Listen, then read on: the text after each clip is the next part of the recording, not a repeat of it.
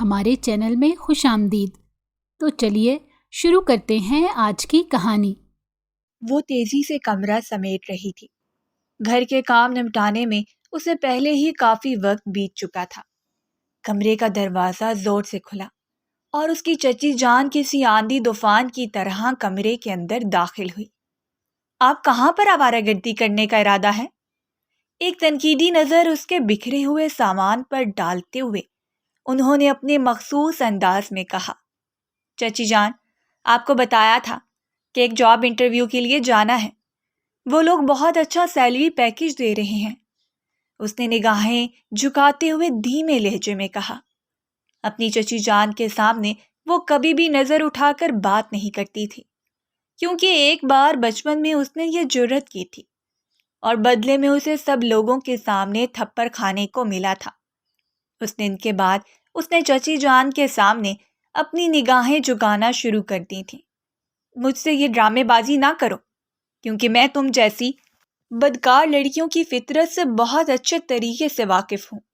مجھے پتا ہے کہ باہر بھی تم نے اپنے لیے کوئی عاشق ڈھونڈ کر رکھا ہوگا اور ابھی اسی کے ساتھ ہی آوارہ گردیاں کرنے جا رہی ہوگی۔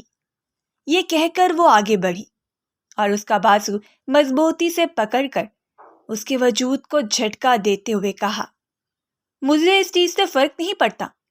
تم بس میرے بیٹے کے آنے سے پہلے اس گھر سے نکل جانا۔ ایزل کی آنکھوں میں آنسو آ گئے۔ چچی جان، میں کہاں پر جاؤں گی؟ آپ لوگوں کے علاوہ میرا ہے ہی کون؟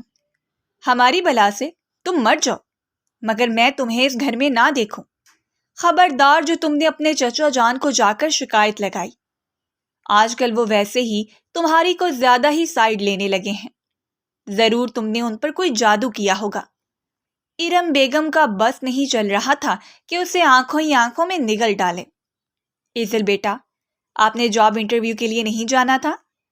اسی وقت اس کے چچا جان بھی وہاں پر چلے آئے، جنہوں نے ان 22 سالوں میں کبھی اپنی بھتیجی کی طرف نظر اٹھا کر بھی نہیں دیکھا تھا اور نہ ہی کبھی یہ جاننے کی کوشش کی تھی کہ وہ کس حال میں ہے۔ دونوں ایک ہی چھت کے نیچے رہتے تھے، مگر وہ اپنی بھتیجی سے بہت دور تھے۔ ان دونوں کے درمیان ایک انجانی سی دیوار تھی۔ جی چچا جان، وہ میرے پاس تیار ہونے والی تھی۔ ارم بیگم بھی جلدی سے سائڈ پر ہو کر کھڑی ہو گئی، کیونکہ اس وقت وہ اپنے شوہر سے بحث کرنے کا ارادہ نہیں رکھتی تھی۔ اس نے چچا جان کے ساتھ جانے کی بجائے اکیلے سفر کرنے کا ارادہ کیا تھا، کیونکہ اکرام صاحب کی طبیعت پہلے ہی بہت خراب تھی۔ وہ نہیں چاہتی تھی کہ اس گرمی میں بائک چلانے کی وجہ سے ان کی حالت مزید خراب ہو۔ شدید تپتی دھوپ میں پیسے بچانے کے لیے وہ پیدل چل رہی تھی۔ اس کا ماتھا بار بار پسینے سے بھیگ جاتا تھا۔ تھوڑی ہی دیر میں اس کی حالت بہت بری ہو چکی تھی۔ اسے اپنے وجود سے کوفت محسوس ہونے لگی تھی۔ بے ساختہ اس نے ایک نظر آسمان پر ڈالی۔ اللہ تعالیٰ، آخر کب تک میں یہ سب کچھ برداشت کرتی رہوں گی؟ مجھ سے اب یہ سب کچھ نہیں ہو رہا ہے۔ پلیز مجھ پر رحم کر، پلیز میرے لیے اپنی رحمت کے دروازے کھول دیں۔ جب بھی وہ بہت بے بس ہوتی تھی، اسی طرح سے ہی اپنے رب سے فریاد کرتی تھی۔ اس کی قسمت اچھی تھی کہ فاروق انکل کی گاڑی اس کے قریب آ کر رکی۔ ارے بیٹا، کہاں پر جانے کا ارادہ ہے؟ دراصل فاروق انکل اس کے محلے میں رہتے تھے۔ وہ ان کے بچوں کو ٹیوشن پڑھایا کرتی تھی۔ ان دنوں ان کے بچوں کے پیپرز ہو چکے تھے اور ان کی چھٹیاں چل رہی تھیں۔ ارے انکل، بس سٹاپ تک جا رہی ہوں، ایک انٹرویو دینے جانا ہے۔ اس نے انکل کو لوکیشن کے بارے میں بتایا۔ تو پھر آ جاؤ، میرے ساتھ ہی بیٹھو، میں بھی اسی طرف ہی جا رہا ہوں، تمہیں بھی ڈراپ کر دوں گا۔ انہوں نے کھلے دل سے آفر کر دی۔ وہ ہچکچانے لگی۔ ارے بیٹا، کسی بھی قسم کی فارمیلٹی کرنے کی ضرورت نہیں ہے، میں تمہارے باپ جیسا ہوں۔ چلو شاباش، جلدی سے آ کر بیٹھو، گرمی بہت زیادہ ہے، کہیں ایسا نہ ہو کہ تمہیں لو لگ جائے۔ وہ خاموشی سے گاڑی کا دروازہ کھول کر بیٹھ گئی۔ تو پھر تم نے آگے کے بارے میں کیا سوچا ہے؟ تم بہت ہی ٹیلنٹڈ ہو، ماشاءاللہ، تمہیں تو کسی بڑی ملٹی نیشنل کمپنی میں بہت آسانی سے جاب مل جائے گی۔ اس نے چچا کی بات سن کر بے ساختہ نگاہیں چرائیں۔ جی میں کوشش کر رہی ہوں، آپ دعا کریں کہ کام ہو جائے۔ وہ جانتی تھی کہ اس دنیا میں سفارش اور رشوت کے بغیر کچھ بھی نہیں ہو سکتا۔ نہ تو اس کے پاس کوئی تگڑی سفارش تھی اور نہ ہی اس کے پاس اتنے پیسے تھے کہ وہ کسی کو دے سکتی۔ یہی طعنہ اسے اپنی چچی جان کی طرف سے بھی سننے کو ملتا تھا۔ جب بھی وہ جاب انٹرویو سے خالی ہاتھ گھر واپس آتی تھی، اس کی چچی اس پر طنز یتیم اچھالتی تھی، جس سے اس کا دل چھلنی ہو جاتا تھا۔ انکل، آپ اچھی طرح سے جانتے ہیں کہ پاکستان میں سفارش کے بغیر کچھ بھی نہیں ہو سکتا ہے۔ یہ سچ ہے کہ یہ ڈگری میں نے بہت محنت سے کی ہے، میں نے اپنا 100% دیا ہے، مگر اس کے باوجود بھی مجھے وہ سب کچھ نہیں مل رہا ہے جس کی میں نے خواہش کی تھی۔ اب تو آہستہ آہستہ ہر طرح کی امید بھی دم توڑنے لگی ہے۔ مجھے تو لگتا ہے کہ میں سچ میں ہی منحوس ہوں۔ سب لوگ میرے بارے میں بالکل ٹھیک کہتے ہیں۔ ارے نہیں بیٹا، ایسے بات نہیں کرتے۔ تم اپنے رب کی رحمت سے مایوس نہ ہو۔ دیکھنا، اللہ تعالیٰ جلد ہی تم پر اپنی رحمت کے دروازے کھولیں گے اور تمہیں اس سب سے بھی نوازیں گے جس کا تم نے کبھی اپنے وہم و گمان میں بھی نہیں سوچا ہوگا۔ وہ ان کی بات سن کر بس ہلکا سا مسکرا دی تھی۔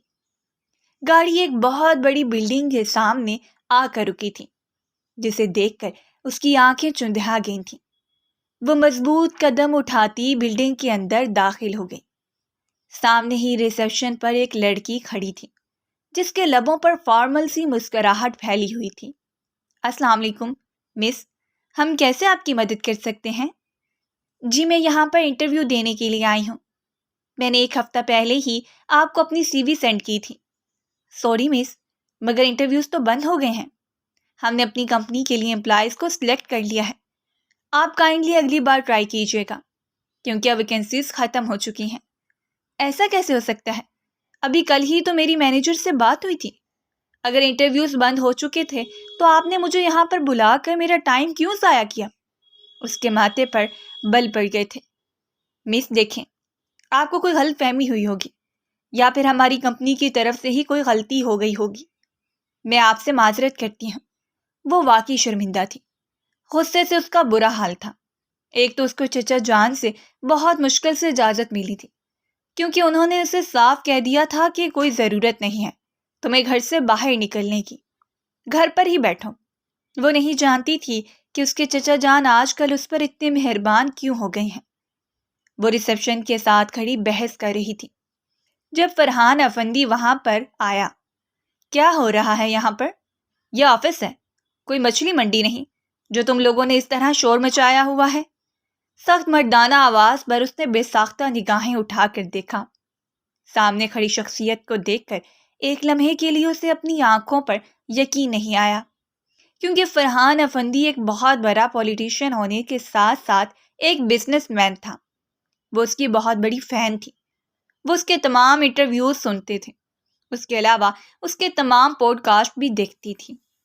اس نے خواب میں بھی نہیں سوچا تھا کہ کبھی اس کی فرحان افندی سے روبرو ملاقات ہوگی۔ ہیلو مس، آپ زندہ تو ہیں؟ اس نے اس کی آنکھوں کے سامنے چٹکی بجائی تو وہ جلدی سے ہوش کی دنیا میں آئی۔ ایک لمحے کے لیے اسے اپنی اس حرکت پر شرمندگی ہوئی، جبکہ فرحان اس کے سادہ سے حلیوں کو دیکھ رہا تھا۔ ہیزل نے اس وقت بلو کلر کی قمیض کے ساتھ وائٹ کلر کی شلوار پہن رکھی تھی اور سر پر وائٹ کلر کا ہی دوپٹہ اوڑھ رکھا تھا، مگر سادہ سے حلیے میں بھی اس کا حسن نمایاں ہو رہا تھا۔ بلا شبہ وہ بہت حسین تھی، اس میں کوئی شک نہیں تھا، مگر اس کے کپڑوں کا بوسیدہ پن اس کی غربت کا صاف اندازہ لگایا جا سکتا تھا۔ وہ غریب نہیں تھے، مگر اس کو چچا چچی نے کبھی بھی بنیادی ضروریات فراہم نہیں کی تھی۔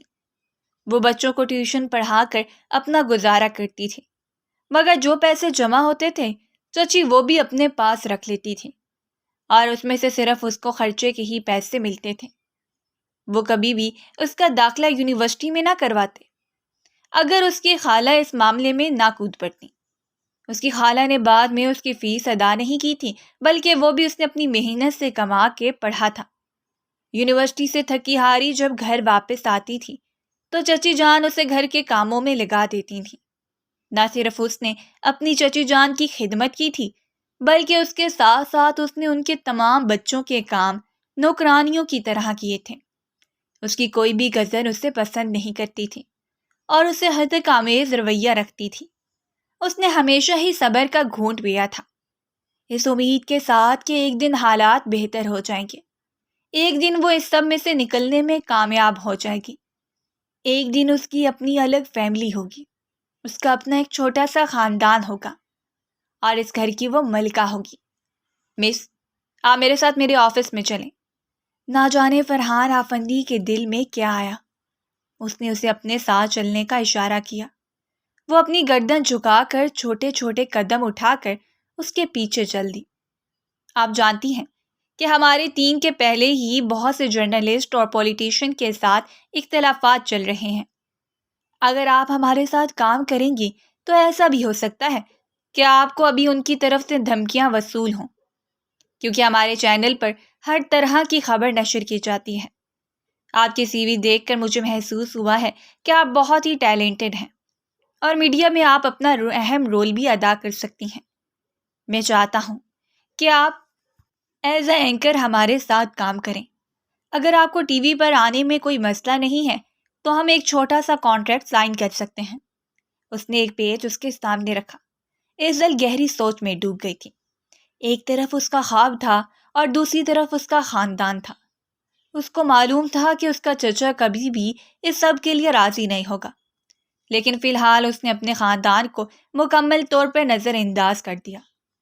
وہ کیوں ان لوگوں کے لیے اپنی خوشیاں قربان کر دے جن لوگوں نے اسے ہمیشہ ہی دکھ دیا تھا۔ اس پیپر پر سائن کرتے ہوئے ایک لمحے کے لیے اس کا ہاتھ کانپا تھا، مگر اگلے ہی لمحے اس نے اپنے دل کو پتھر کا بنا لیا۔ کمپنی نہ صرف اسے گھر آفر کر رہی تھی بلکہ اس کے ساتھ ساتھ آنے جانے کے لیے ٹرانسپورٹیشن بھی دے رہی تھی۔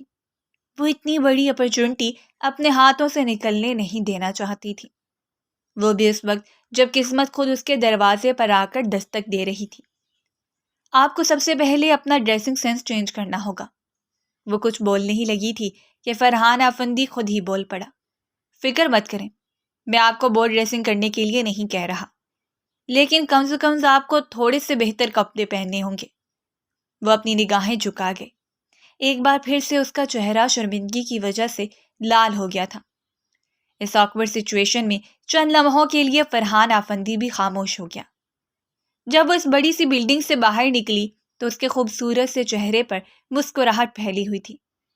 اسے اپنی قسمت پر یقین ہی نہیں آ رہا تھا۔ وہ ایک معمولی سی جرنلسٹ کی جاب کے لیے اپلائی کرنے گئی تھی، لیکن ایک اینکر کے طور پر سلیکٹ ہو گئی تھی۔ کل اس کا ایک چھوٹا سا ڈیمو تھا اور فی الحال وہ یہ بھی سوچ رہی تھی کہ کیسے اپنے گھر والوں کو اس بارے میں بتائے گی۔ اسے پتا تھا کہ چچی جانے کا قیامت کھڑی کر دیں گی، مگر اس بار اس نے اس قیامت کا ڈٹ کر مقابلہ کرنا تھا۔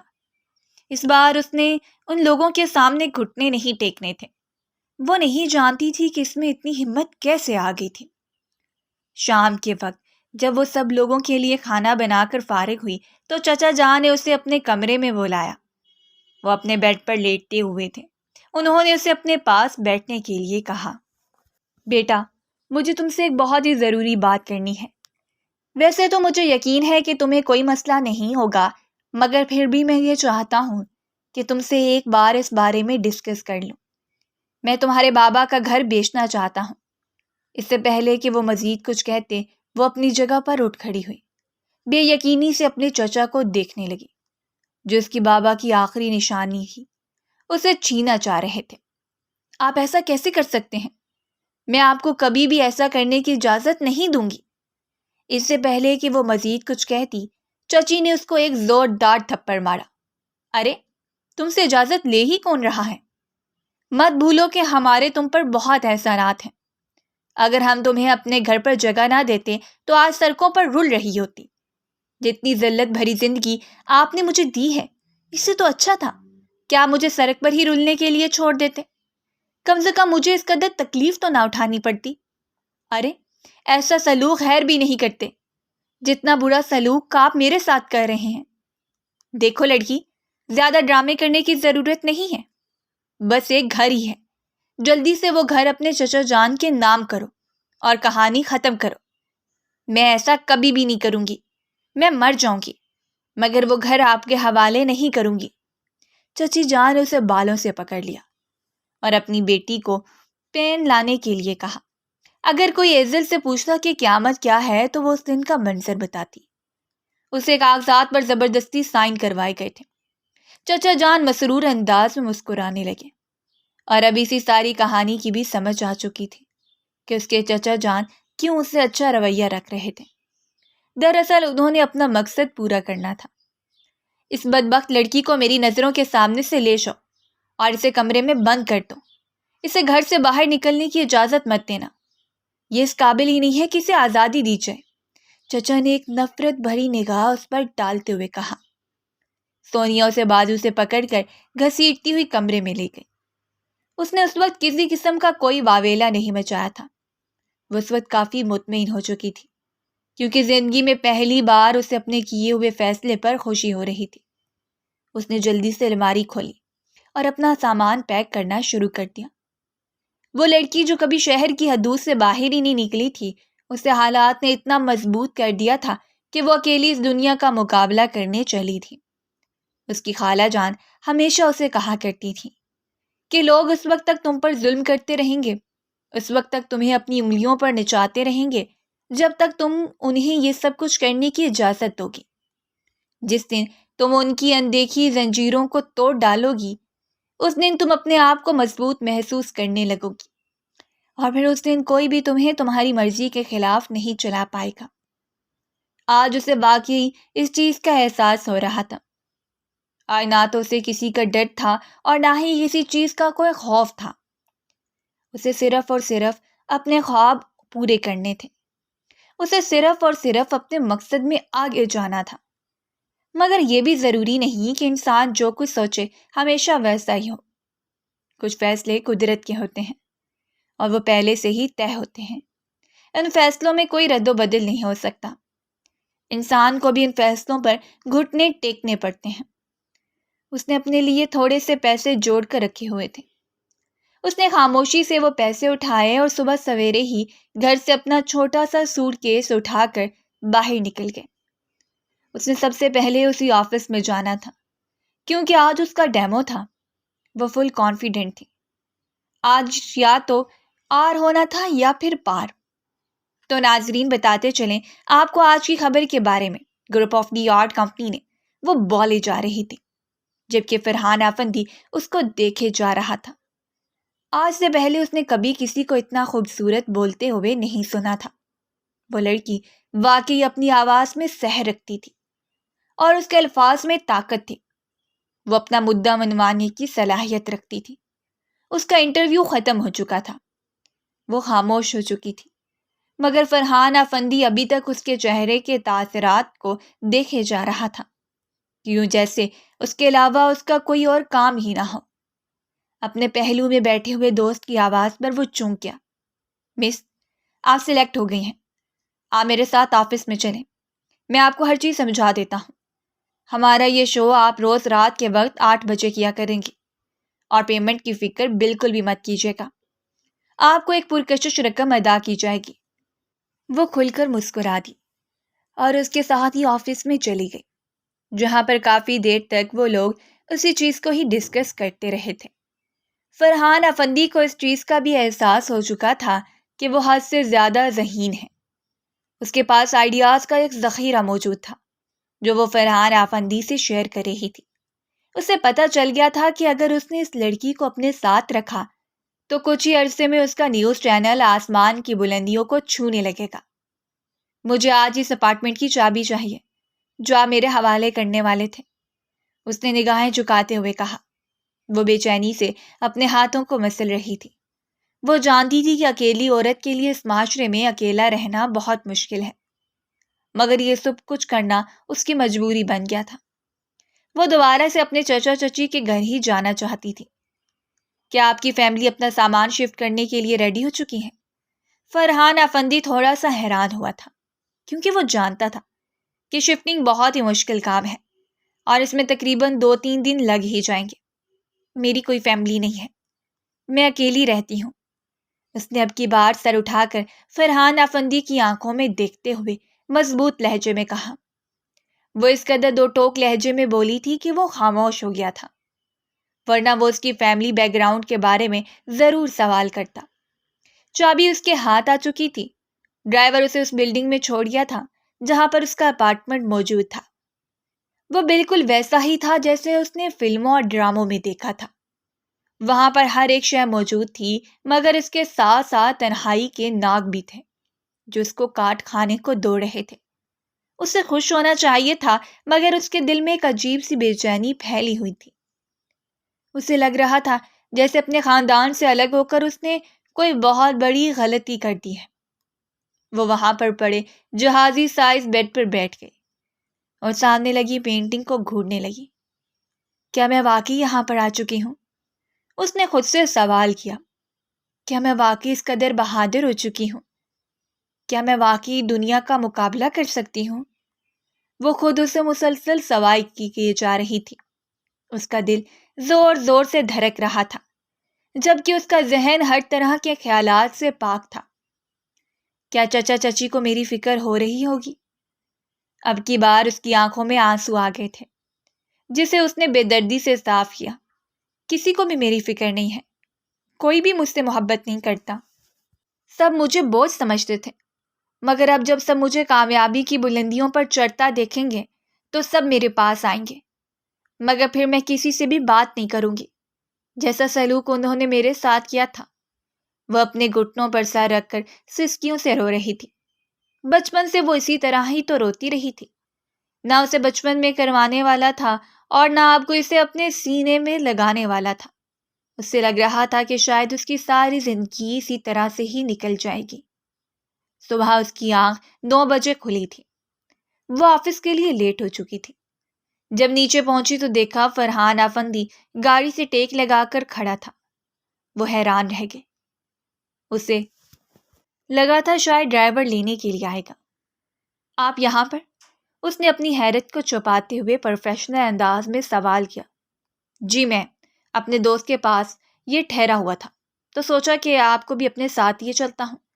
ابھی آپ کو ہی کال کرنے لگا تھا۔ وہ تھوڑی سی شرمندہ ہو گئی تو وہ اسے لینے کے لیے نہیں آیا تھا۔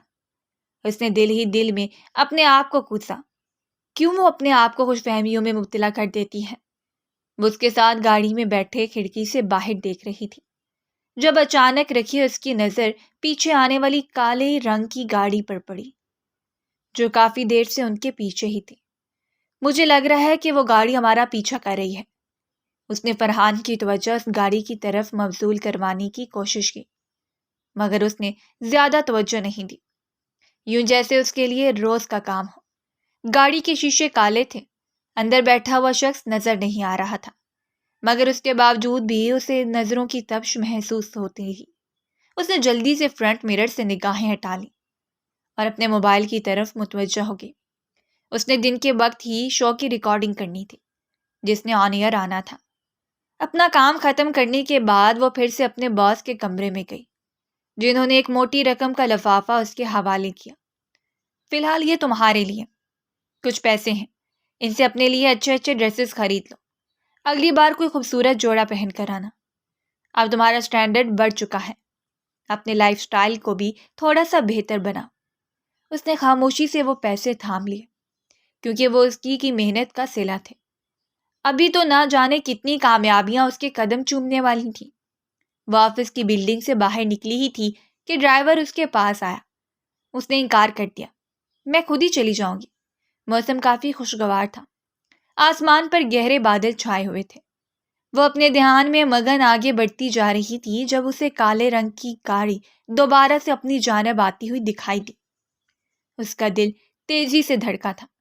اس سے پہلے کہ وہ وہاں سے پلٹتی وہ گاڑی اس کے قریب رکی۔ اندر سے کچھ لوگ نکلے تھے۔ اسے سنبھلنے کا موقع ہی نہیں ملا تھا اور ان لوگوں نے اسے گھسیٹ کر گاڑی میں ڈال دیا تھا۔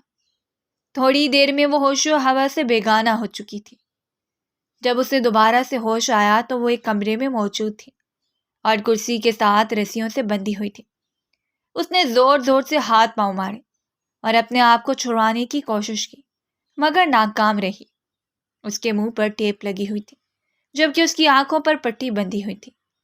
فائنلی تم یہاں پر پہنچ گئی ہو۔ تمہیں اس حالت میں دیکھ کر مجھے بہت خوشی ہو رہی ہے، تم سوچ بھی نہیں سکتی ہو۔ میں تو اپنے سامنے دیکھ کر میرے دل کو کتنا چین مل رہا ہے۔ میں نے تمہیں کتنا سمجھایا تھا کہ میرے معاملات میں دخل اندازی مت کرنا اور میرے خلاف ثبوت ڈھونڈنے کی کوشش مت کرنا، ورنہ منہ کے بل گرو گی۔ عورت ہونے کے ناطے میں تمہاری عزت کر رہا تھا اور اتنے عرصے سے صرف تمہیں دھمکیاں دے رہا تھا، مگر لگتا ہے کہ تم دھمکیوں سے سنبھلنے والی عورت نہیں ہو۔ جب تک تمہیں سبق نہیں سکھاؤں گا تب تک تم چین سے نہیں بیٹھو گی۔ وہ نہ جانے کون تھا اور کس کے بارے میں بات کر رہا تھا۔ ایزل کو کچھ بھی معلوم نہیں تھا۔ وہ زور زور سے اپنا سر ہلا رہی تھی اور بولنے کی کوشش کر رہی تھی۔ سامنے کھڑے اس شخص نے جلدی سے اس کے منہ سے ٹیپ اتار دی۔ وہ گہرے گہرے سانس لینے لگی جبکہ وہ خاموشی سے اس کو دیکھتا جا رہا تھا۔ ابھی تک اس نے ایزل کی آنکھوں سے پٹی نہیں ہٹائی تھی۔ آپ کو غلط فہمی ہوئی ہے، میں وہ لڑکی نہیں ہوں، اس نے روتے ہوئے کہا، مگر وہ اس سے پہلے ہی اس کے منہ کو دبوچ چکا تھا۔ آج تم کوئی بھی بہانہ کر لو لیکن تم میرے چنگل سے بچ کر نہیں جا سکتی ہو۔ تم سوچ بھی نہیں سکتی کہ تمہاری اس خبر سے میری ساکھ کو کتنا نقصان پہنچا ہے۔ میں نہیں جانتا کہ ہمارا نیوز چینل کیوں میرے بزنس کے خلاف ہے، مگر میں تمہارے نیوز اونر کو بھی بہت جلد ہی سمجھا دوں گا۔ اس نے مجھ سے پنگا لے کر اپنی زندگی کی سب سے بڑی غلطی کر دی ہے۔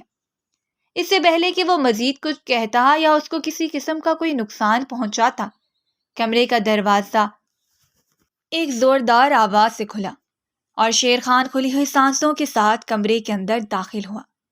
یہ کیا طریقہ ہے؟ کیا تم آداب بھول چکے ہو یا پھر تمہیں اپنی جان پیاری نہیں ہے؟ اس کی آنکھیں پل بھر میں ہی انگارہ اگلنے کو تیار ہو گئی تھیں۔ صاحب جی، آپ سے معذرت چاہتا ہوں، مگر آپ کو ایک بات بتانا بہت ضروری ہے۔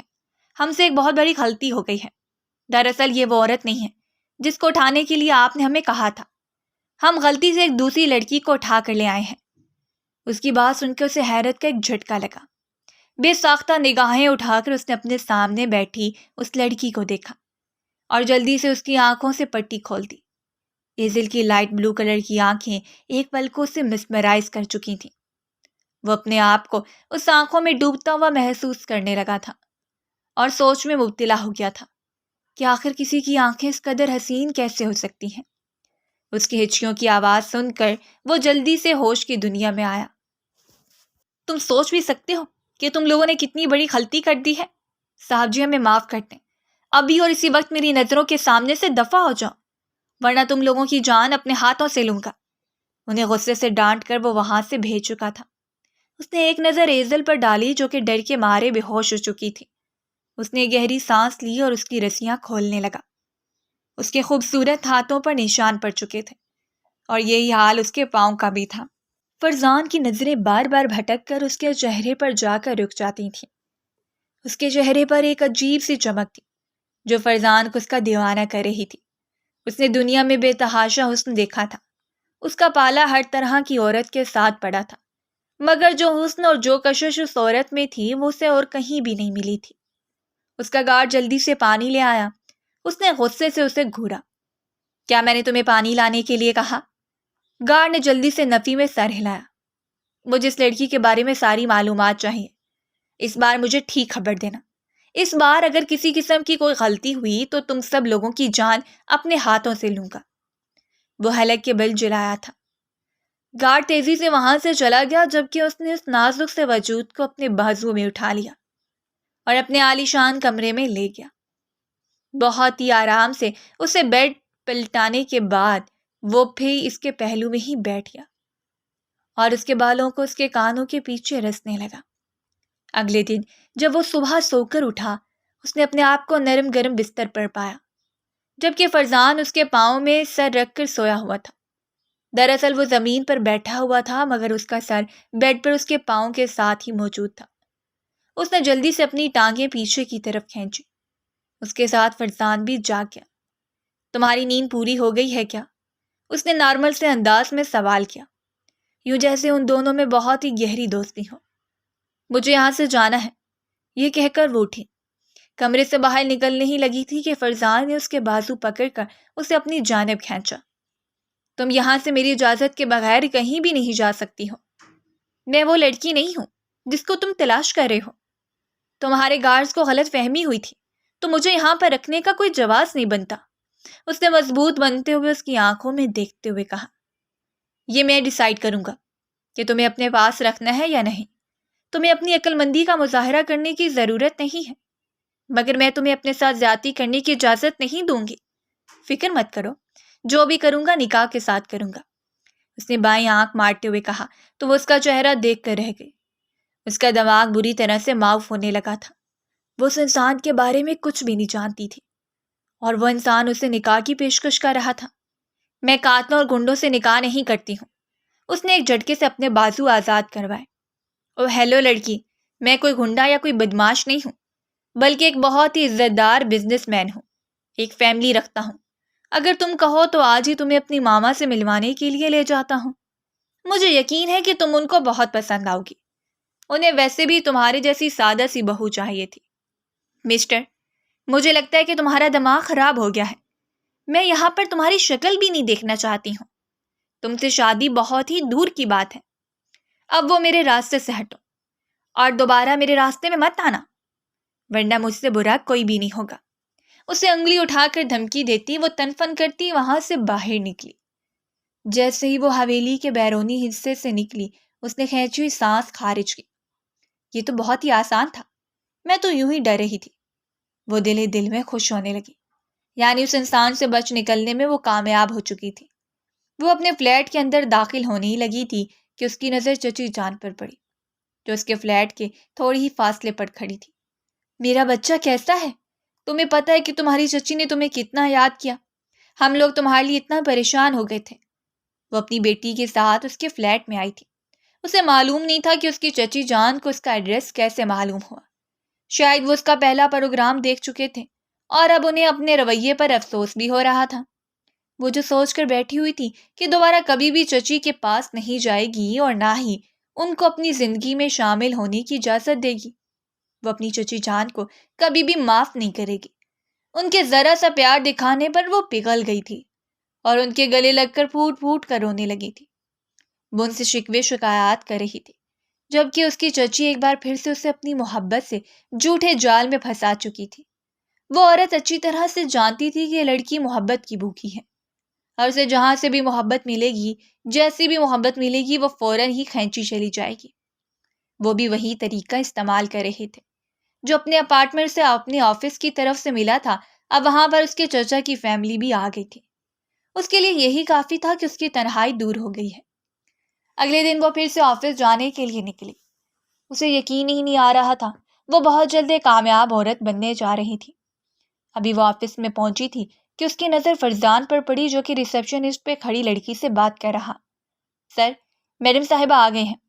لڑکی نے ایزل کی طرف دیکھتے ہوئے اشارہ کیا تو مسکراتا ہوا اس کی جانب آ گیا. میں پچھلے 1 گھنٹے سے تمہارا انتظار کر رہا ہوں. ابھی اور اسی وقت یہاں سے نکل جاؤ، ورنہ مجھ سے برا کوئی نہیں ہوگا. اس نے دانت پیستے ہوئے کہا تھا. تم سے برا سچ میں کوئی بھی نہیں ہے. میں تو تمہارے ناشتے کے لیے جہاں سا اہتمام کر کے بیٹھا ہوا تھا. سوچا تھا کہ دونوں مل بیٹھ کے ناشتہ کریں گے. دیکھو، ہم دونوں کے درمیان کوئی دوستی کا رشتہ نہیں ہے اور نہ ہی ہم دونوں کے درمیان کسی قسم کی رشتہ داری ہے جو تم یوں اس طرح سے میرے پیچھے پیچھے آ رہے ہو.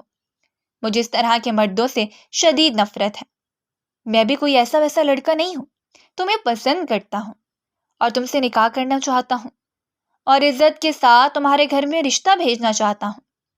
اگر میں باقی مردوں کی طرح ہوتا یا پھر میری نیت ٹائم پاس کی ہوتی تو تمہیں کل رات ہی استعمال کر کے پھینک دیتا. وہ اس قدر سخت لہجے میں بولا تھا کہ عزل اندر تک لرز کے رہ گئی تھی. اور جہاں تک اس آفس میں کام کرنے کا سوال ہے تو تم آج کے بعد یہاں پر نہیں آؤ گی، کیونکہ میں نہیں چاہتا کہ میری ہونے والی بیوی پوری دنیا کی نظروں کے سامنے آئے. تمہاری جتنی بھی ویڈیوز اب تک وائرل ہوئی تھیں میں نے وہ ساری بھی انٹرنیٹ سے ریموو کروا دی ہیں، اور جن لوگوں کے پاس ڈیٹا پڑا ہوا ہے ان سے بھی نکلوانے میں کامیاب ہو جاؤں گا. چلو ابھی تو میرے ساتھ چلو. یہ کہہ کر اس نے ایزل کا ہاتھ پکڑا. تم پاگل تو نہیں ہو گئے ہو یا تمہارا دماغ گھوم گیا ہے؟ عجیب سائیکو انسان ہو. جب میں تمہیں کہہ رہی ہوں کہ میں نے تمہارے ساتھ نہیں جانا تو کیوں بار بار میرے پیچھے آ رہے ہو؟ تم سے کل ایک غلطی ہوئی تھی. تم نے ایک غلط لڑکی کو اغوا کر لیا تھا. اس بارے میں تمہیں بھی پتہ چل گیا ہے اور مجھے بھی علم ہو گیا ہے. یہ میرے ہاتھ دیکھو. میرے راستے میں نہ آؤ. پہلے ہی میری زندگی میں بہت سی مشکلات ہیں. میری مشکلات میں مزید اضافہ مت کرو. اس کی آنکھوں میں آنسو پھیل گئے تھے۔ تم نہیں جانتے ہو کہ یہ سب کچھ میں نے کتنی محنت سے حاصل کیا ہے اور یہاں تک پہنچنے کے لیے میں نے کتنا صبر کیا ہے۔ اگر تمہیں میری مشکلات کا علم ہو جائے۔ وہ اس کی بات کاٹتے ہوئے بولا، میں جاننا چاہتا ہوں تمہارے بارے میں، سب کچھ جاننا چاہتا ہوں، تمہاری ایک ایک تکلیف جاننا چاہتا ہوں اور پھر اس کے لیے مرہم بننا چاہتا ہوں۔ میں تم سے وعدہ کرتا ہوں کہ تمہاری زندگی سے سارے دکھ ختم کر دوں گا، تمہاری آنکھوں سے سارے آنسو چن لوں گا اور تمہاری زندگی کو خوشیوں سے بھر دوں گا۔ مجھے تم پر یقین نہیں ہے، بلکہ مجھے اس دنیا کے کسی بھی مرد پر یقین نہیں ہے۔ اس کی آنکھوں کے سامنے اسکندر کا چہرہ گھومنے لگا تھا، جو کہ اس کی چچی جان کا بیٹا تھا، وہ آدمی جس نے سب سے پہلے اسے اپنی محبت کے جال میں پھنسایا تھا، وہ آدمی جس نے اس سے محبت کا دعویٰ کیا تھا، وہ آدمی جس نے اس سے یہ وعدہ کیا تھا کہ وہ پاکستان آنے کے بعد اس سے نکاح کرے گا، مگر امریکہ جانے کے 3 ہی مہینوں کے بعد وہ کسی انگریز سے شادی کر چکا تھا۔ جب اس نے حساب مانگا تو اس نے تیکھے انداز میں جواب دیا کہ تم نے سوچ بھی کیسے لیا تھا کہ میں تمہیں اپنے گھر کی عورت بناؤں گا؟ میں نے اگر تم سے ذرا سی نرمی سے بات کر لی تو تم میرے پیچھے ہی پڑ گئی ہو اور اسے محبت کا انعام دینے لگی ہو۔ وہ محبت نہیں تھی، بلکہ وہ صرف اور صرف ٹائم پاس تھا۔ اس مرد نے اپنے منہ سے الفاظ ادا کیے تھے اور اس دن کے بعد اسے سب مردوں سے نفرت ہو گئی تھی۔ وہ صرف اور صرف 6 سال کی تھی جب اس کے والدین کا ایک حادثے میں انتقال ہو گیا تھا۔ وہ اپنے چچا جان کے پاس آ گئی تھی۔ اس کی پرورش اس کی چچی جان نے کی تھی۔ وہ حد سے زیادہ ظالم عورت تھی، نہ صرف اس کو ذہنی تکلیف دی تھی بلکہ اسے جسمانی مشقت بھی کرواتی تھی۔ وہ چھوٹی سی لڑکی جس نے کبھی اپنے گھر میں اٹھ کر پانی تک نہیں پیا تھا، وہ سردی کے موسم میں بھی ٹھنڈے پانی سے اپنے ننھے ننھے ہاتھوں سے برتن دھوتی تھی، مگر اس کے باوجود بھی وہ پڑھائی کے لیے وقت نکال لیتی تھی۔ اسے پڑھنے کا بہت شوق تھا۔ وہ ایک بہت بڑی اینکر اور میڈیا پرسن بننا چاہتی تھی، مگر اس ڈر سے اپنی خواہش کا کسی کے سامنے اظہار نہیں کرتی تھی کہ اسے مار سہنے کو ملے گی۔ اس نے اپنا یہ شوق بھی اپنے دل کے اندر دبا کے رکھا ہوا تھا، اور پھر زندگی میں پہلی بار اس نے اپنے شوق سے سکندر کو آشنا کروایا تھا، اور اس نے اسے بہت موٹیویٹ کیا تھا، اور اس کا یونیورسٹی میں داخلہ کروانے میں کہیں نہ کہیں سکندر کا ہاتھ تھا۔ اگر وہ اپنے ماں باپ کو مجبور نہ کرتا تو شاید وہ اسے کبھی بھی کالج میں داخل نہ کرواتے۔ کالج کے بعد پھر اس نے یونیورسٹی میں ایڈمیشن لیا۔ چونکہ وہ اپنے تمام اخراجات خود اٹھاتی تھی، اس کے ساتھ ساتھ گھر کے خرچے کے لیے بھی پیسے دیتی تھی۔ اسی وجہ سے چچو جان نے بھی واویلا نہیں مچایا۔ دوسری طرف انہیں ایک روشن مستقبل بھی نظر آ رہا تھا۔ انہوں نے سوچ رکھا تھا کہ پڑھائی کے بعد وہ اسے نوکری کروائیں گے اور پھر کئی سالوں تک بیٹھ کے آرام سے کھاتے رہیں گے۔ دوسری طرف سکندر کو بھی طلاق ہو چکی تھی۔ وہ دوبارہ سے ازل کی ذات میں دلچسپی لینے لگا تھا اور اپنی ماں سے اس کے بارے میں بات کرنے لگا تھا۔ اس کی چچی کو شدت سے کچھ غلط ہونے کا احساس ہوا۔ ان کا بس نہیں چل رہا تھا کہ وہ اس عورت کو اپنے گھر سے نکال دیں، اس لیے وہ چالیں چلنے لگی۔ ان کے نکالنے سے پہلے وہ خاموشی سے گھر چھوڑ کر چلی آئی تھی، مگر اس کی کامیابیاں دیکھ کر اب وہ لوگ ایک بار پھر سے اس کے پاس آ چکے تھے۔ اس دن بھی چچی جان اسے سکندر کے بارے میں بات کر رہی تھی۔ اس نے بہت ہی خوبصورتی سے موضوع تبدیل کر دیا، کیونکہ اب اسے اس مرد کی ذات میں کوئی دلچسپی نہیں تھی۔ دن تیزی سے گزرتے جا رہے تھے۔ فرزان خان زادہ اس میں حد سے زیادہ دلچسپی لیتا تھا۔ وہ جہاں کہیں بھی جاتی تھی وہاں پر پہنچ جاتا تھا اور پھر دور ٹیبل پر بیٹھ کر خاموشی سے اسے دیکھتا رہتا تھا۔ کبھی کبھار وہ حیران ہوتی تھی کہ وہ آدمی اتنا بڑا بزنس مین ہے اور اپنے کروڑوں کی ڈیل چھوڑ کر اس کے پیچھے خوار ہو رہا ہے۔ ایک دن اس نے اسے 2 ٹوک انداز میں بات کرنے کا فیصلہ کیا، مگر خاموش ہو گئے، کیونکہ فرزان کی ایک ہی رٹ تھی کہ وہ اسے اپنی بیوی بنائے گا، اس سے نکاح کرے گا اور اس وقت تک پیچھے نہیں ہٹے گا جب تک وہ اس کا ہاتھ تھامنے کے لیے تیار نہیں ہو جاتی۔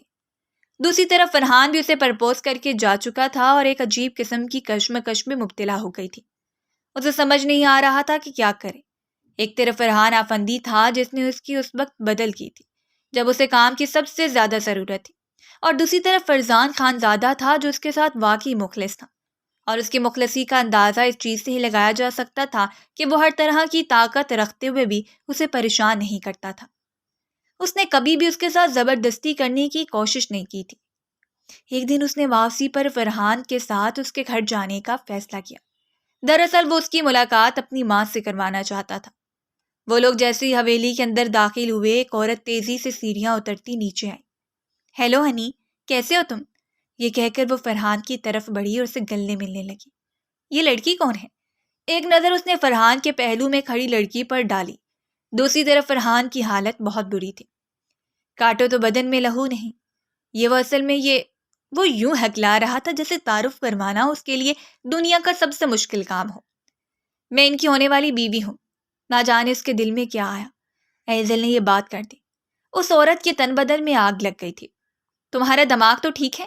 اس کی بیوی میں ہوں۔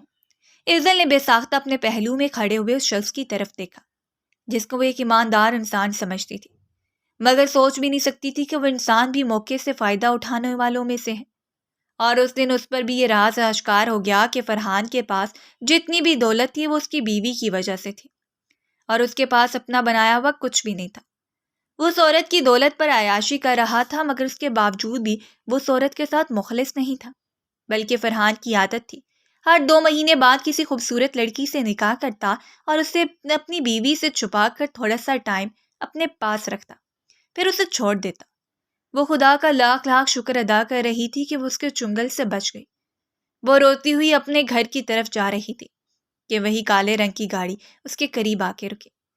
فرزان نے ابھی اسے پیشکش کرنی ہی تھی کہ وہ گاڑی کا دروازہ کھول کر خود ہی بیٹھ گئی۔ یہ دیکھ کر فرزان کو ایک انجانی سی خوشی ہوئی۔ کیا تم اس سے واقعی محبت کرتے ہو؟ اس نے اپنی چھوٹی سی ناک ٹشو سے صاف کرتے ہوئے کہا۔ یہ بھی کوئی پوچھنے والی بات ہے؟ میں تم پر دل و جان سے فدا ہوں اور تمہیں اپنی بیگم صاحبہ بنانا چاہتا ہوں۔ میرے دل کے تخت کی ملکہ تو تم پہلے ہی بن چکی ہو، اب سوچ رہا ہوں کہ تمہیں اپنے گھر کی ملکہ بنا لوں، صرف اور صرف تمہاری اجازت چاہیے۔ اب خدا کے لیے سدنا سے غلام پر نظر کرم کر دو۔ قسم سے اگر مجھے پتا ہوتا کہ غلط لڑکی کو اغوا کرنے کی اتنی بڑی سزا ملے گی تو کبھی بھی نہ کرتا۔ میں نے آج سے پہلے کبھی بھی کسی سے محبت نہیں کی، نہ ہی کبھی کسی کی طرف متوجہ ہوا۔ تم میری زندگی میں آنے والی پہلی عورت ہو اور میں چاہتا ہوں کہ تم آخر تک میرا ساتھ دو، میرے ساتھ رہو۔ تم شادی شدہ تو نہیں ہو؟ نہ جانے اس کے دل میں کیا آیا، اس نے سوال کر ڈالا۔ اس کے سوال پر وہ کھلکھلا کر ہنس پڑا۔ لگتا ہے کہ تم کسی تلخ تجربے سے گزری ہو۔ خیر میں شادی شدہ نہیں ہوں، اگر ہوتا تو کبھی بھی تمہارے پاس نہ آتا، کیونکہ بقول میرے میں اپنی بیوی کے ساتھ بہت ہی مخلص رہنے والا بندہ ہوں۔ بس بیوی مان جائے۔ ٹھیک ہے، میں تمہیں اس بارے میں سوچ کر جواب دوں گی، فی الحال مجھے میرے گھر پر ڈراپ کر دو۔ یہ کہہ کر وہ کھڑکی سے باہر دیکھنے لگی، مگر اس کا دل کافی حد تک پرسکون ہو چکا تھا۔ ایک فیصلے کے لیے وہ کافی دنوں سے پریشان ہو رہی تھی، اسے انتخاب کرنے میں مشکل پیش آ رہی تھی، مگر آج یہ مشکل بھی حل ہو چکی تھی، کیونکہ اللہ تعالیٰ نے ایک بار پھر سے اسے فرحان کی حقیقت دکھا دی تھی۔ اس نے فرزان کا ہاتھ تھام لیا تھا اور اینکر پرسن کی جاب بھی چھوڑ دی تھی، کیونکہ فرزان کے پاس اللہ تعالیٰ کا دیا ہوا سب کچھ تھا۔ ایزل بھی صرف اپنا خواب پورا کرنا چاہتی تھی جو اس نے کر لیا تھا۔ اس کے چچا چچی کو سکندر نے اپنے پاس امریکہ میں بلا لیا تھا، جبکہ وہ فرزان کے ساتھ ہی اس کے گاؤں کی حویلی میں شفٹ ہو گئی تھی۔ وہ ایک ہاؤس وائف بن چکی تھی اور اس کے 3 بچوں کی ماں تھی۔ زندگی اتنی پرسکون تھی اس نے کبھی بھی نہیں سوچا تھا۔ جو چھوٹی سی فیملی کا وہ اتنے عرصے سے خواب دیکھتی جا رہی تھی، وہ خواب بھی پورا ہو چکا تھا۔ اگر آپ کو ہماری کہانی پسند آئی ہو تو ہمارے چینل کو لائک کریں اور سبسکرائب کر دیں